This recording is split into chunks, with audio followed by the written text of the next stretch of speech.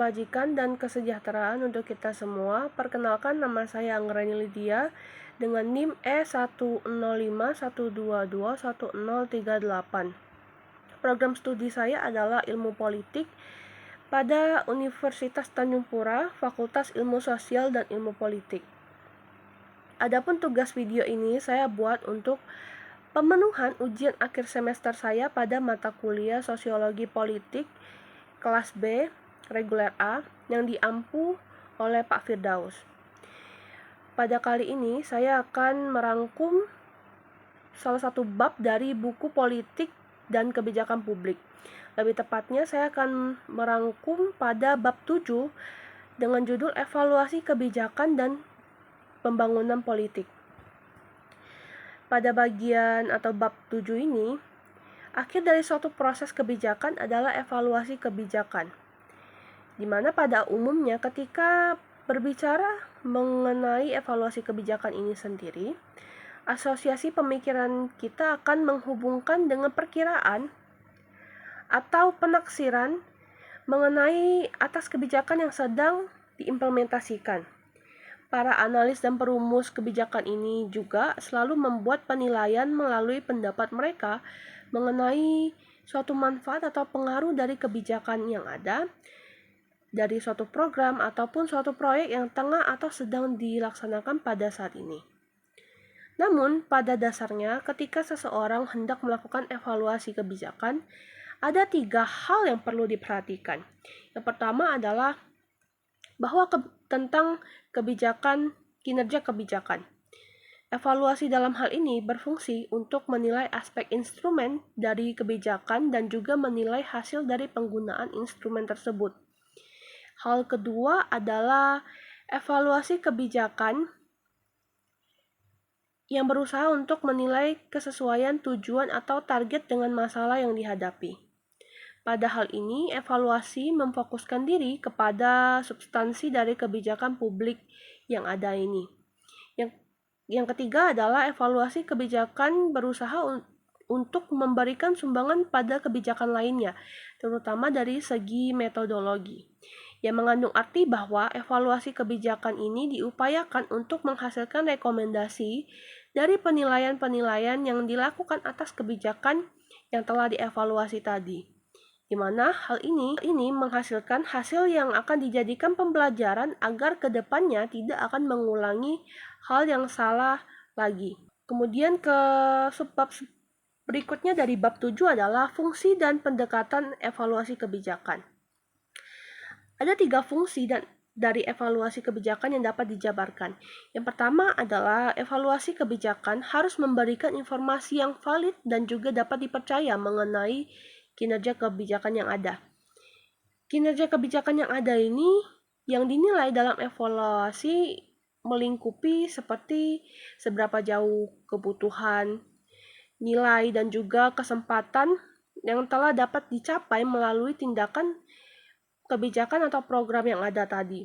Yang kedua adalah apakah tindakan yang ditempuh oleh implementing agency sudah benar-benar efektif, responsif, akuntabel, dan juga adil. Yang ketiga adalah bagaimana efek dan dampak dari kebijakan itu sendiri. Fungsi keduanya adalah evaluasi kebijakan berfungsi sebagai sumbangan pada klarifikasi dan kritik terhadap nilai-nilai yang mendasari pemilihan tujuan dan juga target. Yang ketiga adalah evaluasi kebijakan. Ini berfungsi sebagai sumbangan pada aplikasi metode-metode analisis kebijakan lainnya, termasuk seperti perumusan masalah maupun rekomendasi pada kebijakan yang ada. Selanjutnya adalah pendekatan evaluasi kebijakan. William Dunn sendiri menyatakan bahwa ada beberapa pendekatan evaluasi kebijakan yang berguna untuk menghasilkan penilaian yang baik. Pendekatan-pendekatan tersebut ialah seperti evaluasi semu, evaluasi formal, dan juga evaluasi keputusan teoritis. Pembahasan berikutnya yang ada pada bab 7 adalah mengenai evaluasi kebijakan dan juga objek pembangunan politik. Nah, di dalam diskusi ini mengenai pengaruh evaluasi, ada hal pertama yang penting untuk dibahas adalah meletakkan pemikiran yang sama dalam memahami perbedaan output dan juga outcome. Output kebijakan ini sendiri adalah sesuatu yang biasanya berupa benda yang dikerjakan oleh pemerintah. Sedangkan outcome sendiri adalah kebijakan yang lebih memfokuskan atau mencoba untuk menentukan pengaruh dari kebijakan dalam kondisi kehidupan sesungguhnya. Secara teoritikal, evaluasi kebijakan ini mempunyai beberapa dimensi yang berkaitan dengan hal-hal tersebut. Yang pertama adalah evaluasi kebijakan perlu memperhatikan dampaknya bagi persoalan masyarakat yang berhubungan dengan kehidupan mereka pada sehari-harinya. Yang kedua adalah kebijakan dapat mempunyai dampak pada situasi dan kelompok lain, atau dapat disebut juga dengan eksternalitas atau spillover effect. Yang ketiga adalah kebijakan dapat mempunyai pengaruh di masa yang akan mendatang, seperti pengaruhnya pada kondisi yang ada pada saat ini. Yang keempat adalah kebijakan dapat mempunyai dampak yang tidak langsung yang merupakan pengalaman dari suatu komunitas. Kemudian bagian selanjutnya adalah masalah dalam evaluasi kebijakan. Sebelum memasuki pokok pembahasan masalah dalam evaluasi kebijakan ini, akan lebih baiknya apabila dipaparkan terlebih dahulu mengenai bagaimana sengitnya pertarungan antara kepentingan birokrasi yang merepresentasikan kaum elit dengan kebutuhan pendorongan demokrasi di tingkat sistem politik ini. Nilai-nilai yang ada menjadi basis kebijakan publik dapat bersifat antagonistik, di mana dalam praktik politik dan administrasi publik di Indonesia ini terlihat perilaku-perilaku antidemokrasi seperti di atas.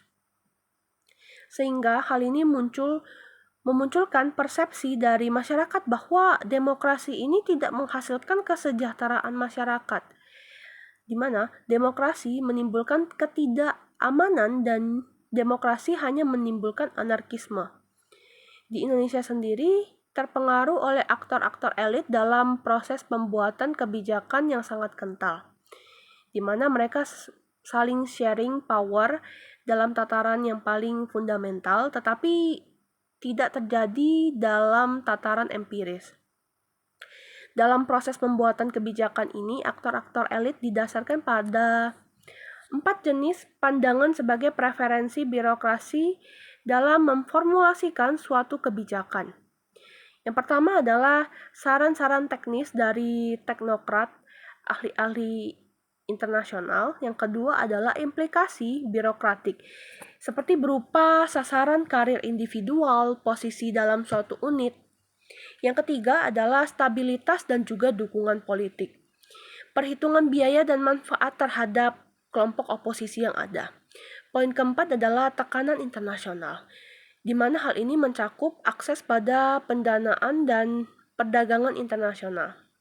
Nah, oleh karena itu, pilihan terhadap nilai-nilai tertentu ini sebelum kebijakan diputuskan melalui perspektif elit yang lebih sering dimunculkan daripada nilai-nilai tertentu yang dikehendaki oleh publik sebagai pemangku kedaulatan.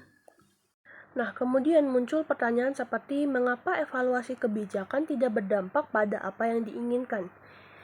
Hal ini dapat dijawab dengan seperti masalah-masalah masyarakat yang lebih sering disebabkan oleh banyak faktor.